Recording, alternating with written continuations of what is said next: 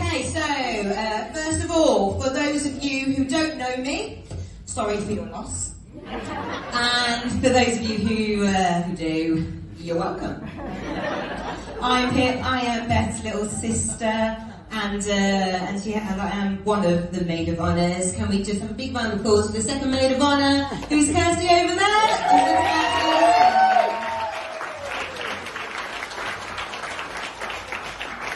Beautiful. Right, okay, so I was actually really surprised when Beth asked me to do a roast today, but I was like, okay, that's fine.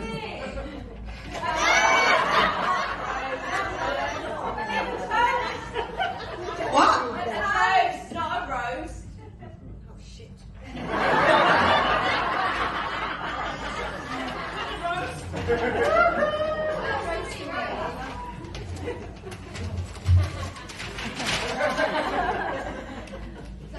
This'll do, this is fine. Right, a nice thing to say. Okay, so first of all, I just wanted to thank Moss's side of the family for welcoming us into our side of the family, and I wanted to thank our side of the family for making it here on time. Right.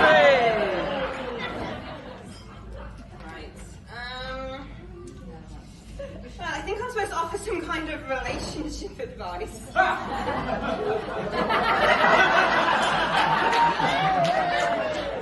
Very single. Nothing more. And I still live with my mom. So I'm going to skip that part. Okay, no, this part's cute. Okay, can you two just turn and look at each other for me? Turn and look at each other. Look deep into each other's eyes. And while you're looking at each other, I want you to realise that statistically, you're looking at the person who's most likely to murder you.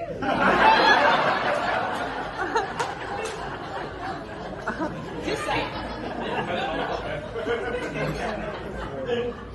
Right, okay, so Beth and I have always been very close.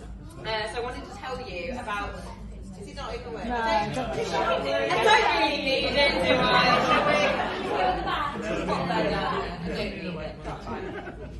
Right, okay, so Beth and I have always been very close.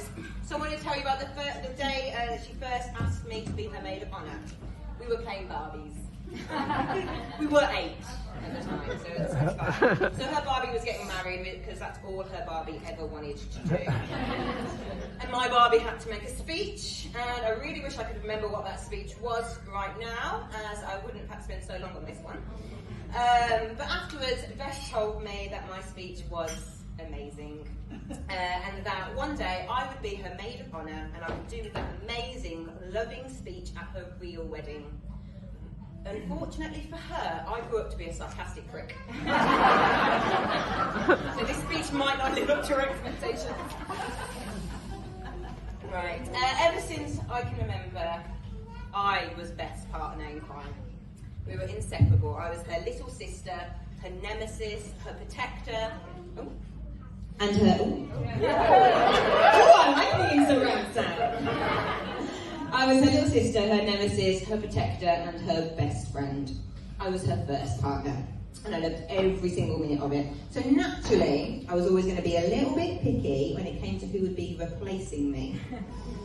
And then she met Ross, whose teeth hadn't quite grown into his face yet. And when I first met Ross, I didn't think he could possibly be right for my sister. I mean, he seemed quiet and sweet and actually really smart. I didn't quite see what he saw in her. Ross has always been an interesting one to try and figure out. There were some days where I thought we were building a good friendship, and more days where I'm fairly sure I just annoyed the shit out of him. But there was one day, in particular, when he started to feel like a brother to me. And it was not long after me and Kirsty moved into the big house together, and we had Beth and Ross over for a takeaway. I was absolutely skint. I'd just bought a house. So Ross went and brought me a Happy Meal from our local Chinese. And I was like, this is it. He's really starting to feel like a brother to me. That wasn't until the next day when he reminded me I owed him £6. And then carried on reminding me every few months after that. So, in true sister fashion,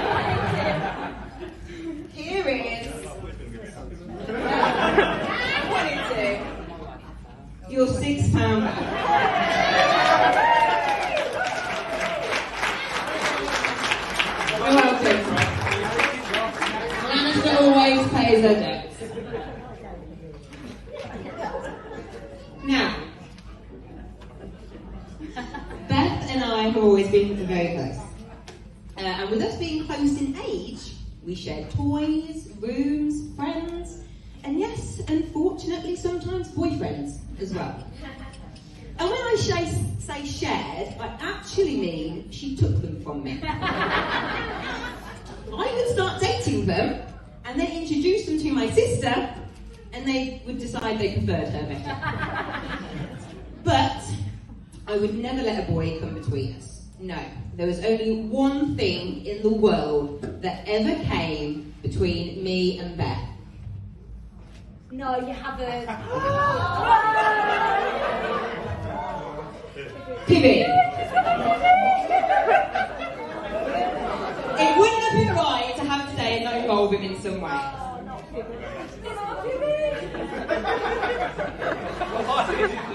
He's supposed to be here for your wedding. I've been very gentle with him, he is falling apart. Through the years... Do you want to... Yeah. Through the years, whenever Beth would piss me off, I would take it out on that guy.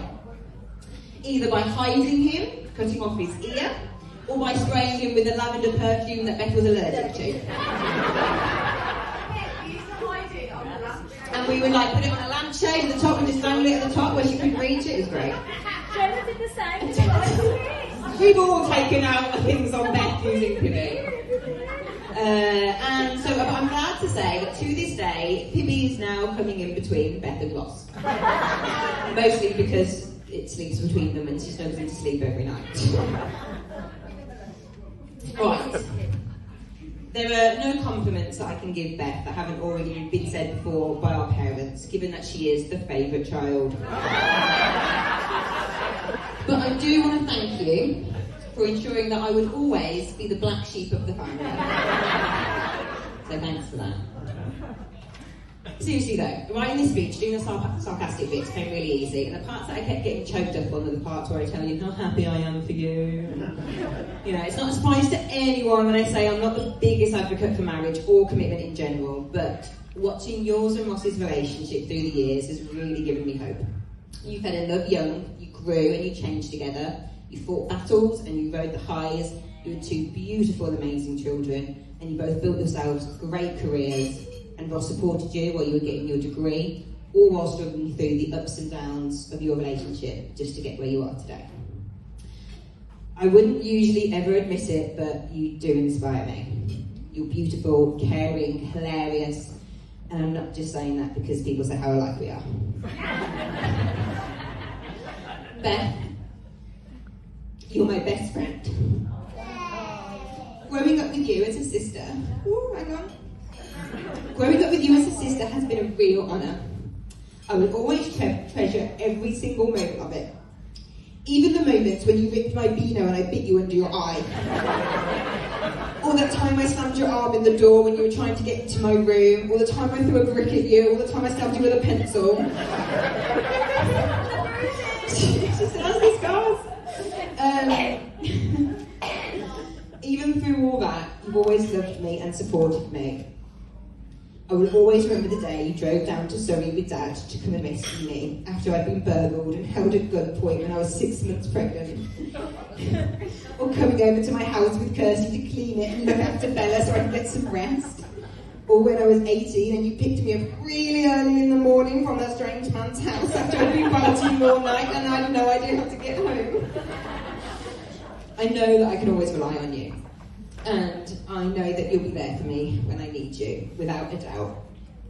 I am so proud of you, and so happy that you've married your soulmate, because you deserve it.